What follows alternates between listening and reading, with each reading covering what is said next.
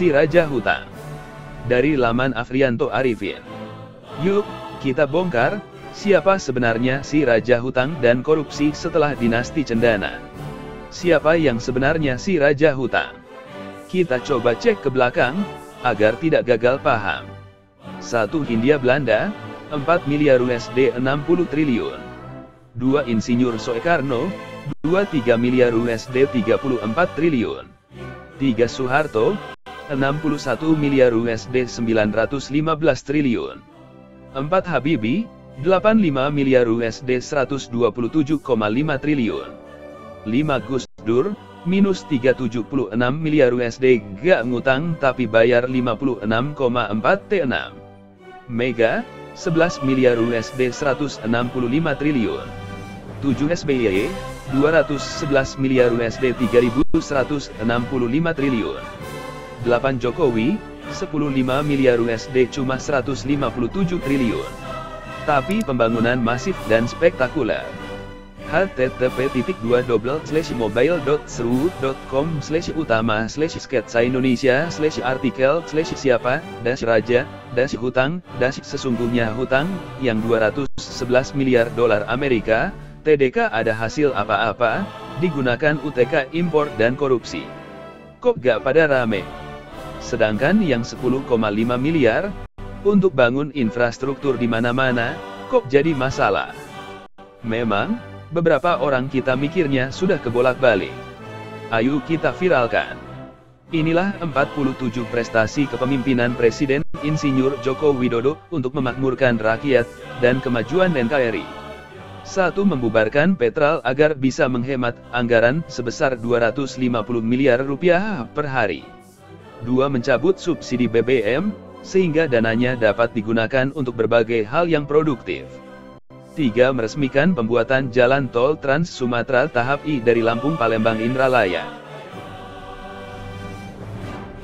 4. Meresmikan dimulainya pembangunan PLTU Batang, Jawa Tengah dengan kapasitas 2000 MW, yang sempat mangkrak selama 4 tahun, selama kepemimpinan SBY. 5. Dimulainya pengairan Waduk Jati Gede, Sumedang yang berfungsi untuk mengendalikan banjir di Indramayu, pengairan sawah-sawah di Jawa Barat, serta pembangunan PLTA dengan kapasitas 110 MW. 6. Pada tanggal 9 September 2015, dimulainya pembangunan jalur LRT jurusan Cibubur Cawang dan Bekasi Timur Cawang, info, Kemenpuper.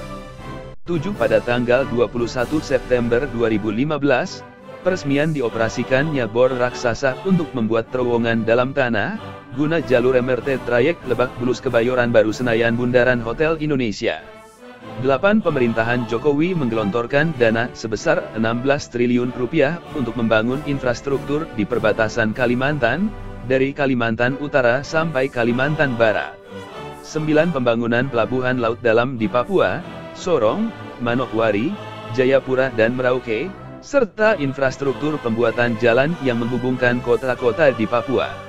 10. Perusahaan Saudi Arabia Aramco akan membangun kilang minyak, serta storage BBM di Indonesia, senilai 140 triliun rupiah, yang selama ini pembangunan kilang minyak tidak pernah terwujud, sejak era Soeharto.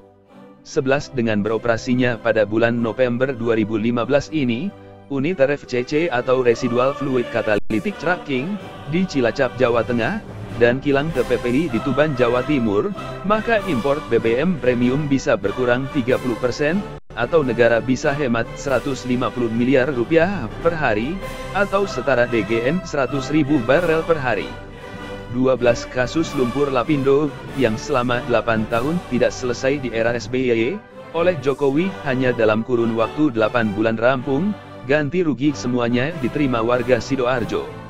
13. Komite Eksplorasi Nasional yang dibentuk pemerintah Jokowi pada tanggal 12 Juni 2015, telah menemukan cadangan minyak dan gas di Indonesia Timur sebesar 52 miliar barel, untuk minyak sebanyak 27 miliar barel, dan untuk gas 14 TCF gas.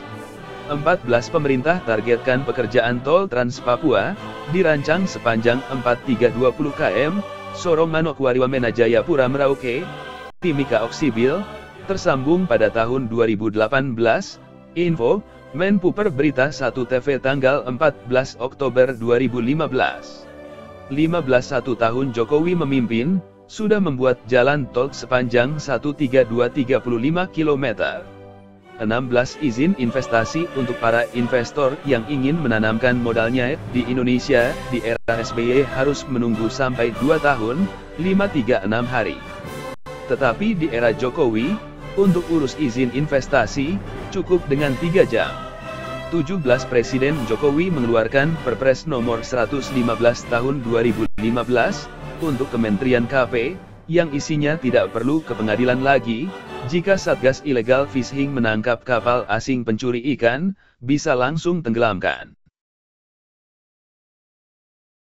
18 Dalam kurun waktu 9 bulan, Jokowi bisa membayar sebagian hutang warisan peninggalan SBY sebesar Rp293 triliun. 19 Sejarah baru Indonesia, dalam waktu 9 bulan investasi masuk Rp400 triliun.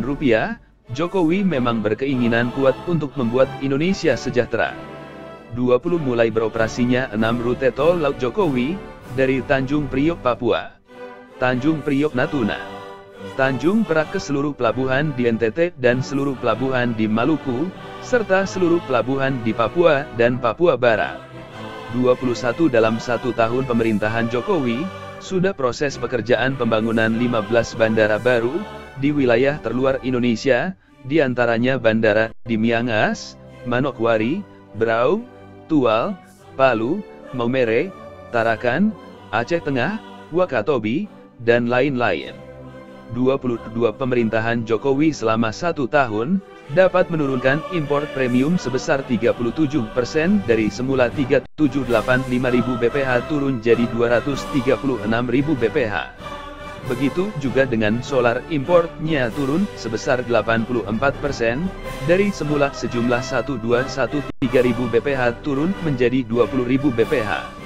23 Setelah 40 tahun Presiden Italia tidak ke Indonesia, datang menemui Presiden Jokowi tanggal 9 November 2015 untuk menandatangani MOU investasi sebesar 1.055 miliar dolar Amerika atau setara dengan 140 triliun rupiah dalam bidang logistik, industri kulit, industri otomotif dan furnitur. 24 Presiden Jokowi meresmikan pabrik pupuk terbesar di Asia Tenggara, Pupuk Kaltim 5 Bontang dengan kapasitas produksi amonia sebanyak 825.000 ton per tahun, dan produksi urea 1.155.000 ton per tahun, serta dimulainya pembuatan jalur kereta api Trans Borneo. 25 Keputusan besar telah diambil Presiden Jokowi, yaitu tidak lagi memperpanjang kontrak Freeport, yang telah selama 45 tahun, menggali emas di Papua. 26 Jokowi, tanggal 25 November 2015 meresmikan pembuatan jalur rel kereta cepat, Makassar Parepare, diharapkan tahun 2019 sudah bisa beroperasi kereta api Trans Sulawesi dari Manado ke Makassar. 27 groundbreaking pembangunan jalur kereta cepat, Jakarta-Bandung di Walini, Bandung Barat. 28 program pembangunan 1 juta rumah untuk rakyat, akhir Januari 2016 sudah terbangun 700.000 unit rumah.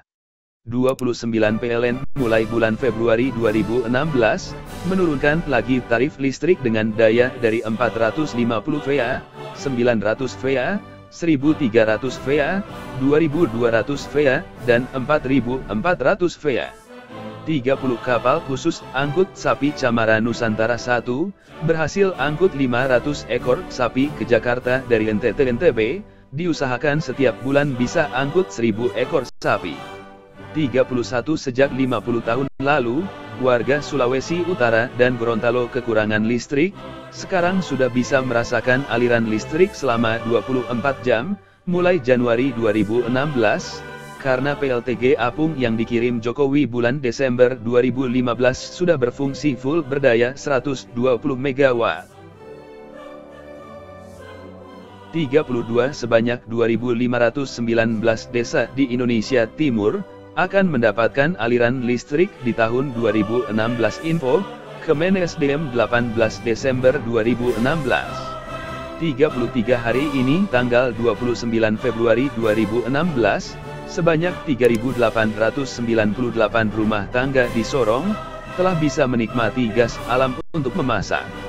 34 Presiden Jokowi programkan dari tahun 2014 2019, akan membangun 49 waduk di seluruh Indonesia, untuk mengairi persawahan. Tahun 2015 sedang dikerjakan 13 waduk, dan tahun 2016 sedang dikerjakan 8 waduk.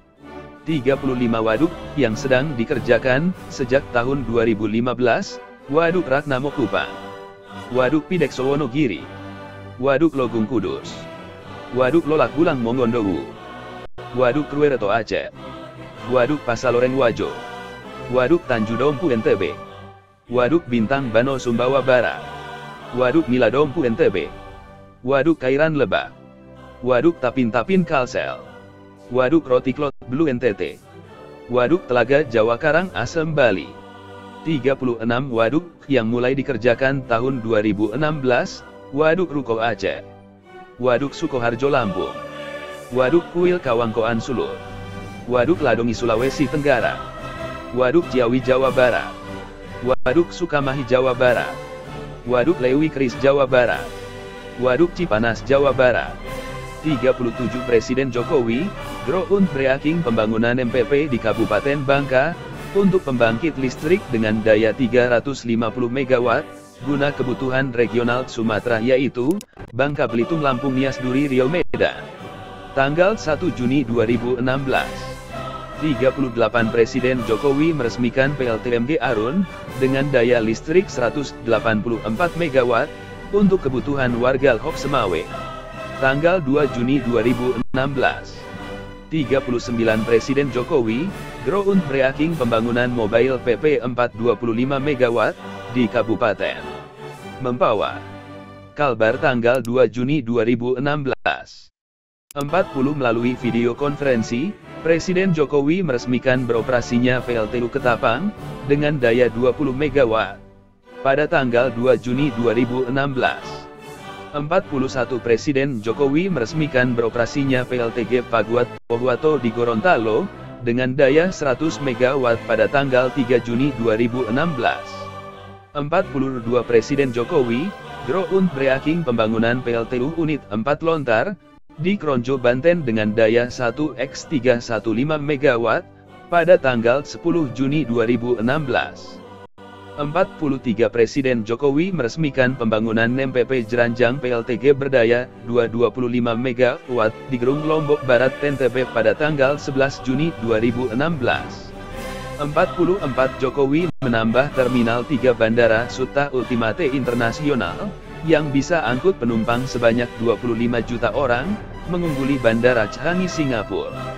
45 Setelah Indonesia merdeka selama 71 tahun, baru di era Jokowi, warga perbatasan di Krayan Nunukan, bisa beli solar Pertamina dengan subsidi khusus seharga Rp5.150 per liter. 46 Warga Sungai Mandau, Kabupaten Siak, selama 71 tahun merdeka, baru saat ini menikmati aliran listrik. 47 warga Kabupaten Puncak Jaya Papua, selama 71 tahun merdeka, baru di era Jokowi ini dibangun SPBU pertama dengan harga premium yang semula Rp50.000 per liter, bisa turun menjadi Rp6.500 per liter. Bani nyinyir coba mikir, nikmat apa lagi yang hendak kau dustakan? Ini baru 4 tahun, bayangkan jika 10 tahun Singapura lewat. 2019 sampai 2024 Jokowi adalah kita. Bersama Presiden Joko Widodo.